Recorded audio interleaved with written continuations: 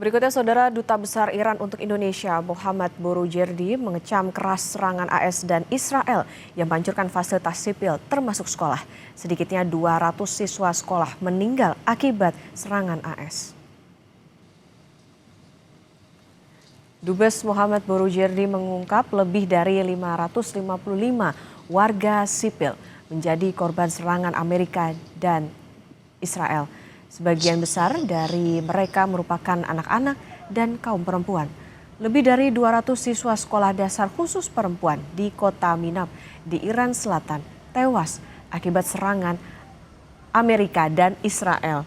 Dubes Iran juga menyebut Amerika Serikat dan Israel juga menghancurkan fasilitas umum termasuk 5 rumah sakit.